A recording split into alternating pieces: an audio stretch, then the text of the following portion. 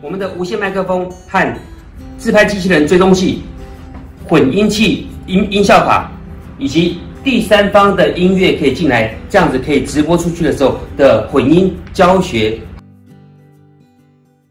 把接收器换了转接头之后呢，我们都有附上转接头的哈，插入到音效卡的混音器。但原来这条那个接到手机的线呢，也是进入到混音器里面。好，我把第三方的音乐背景播进去了。那现在应该是用我的麦克风声音加上第三方音乐，还有那个混音器。好，那么现在我把音效做出来。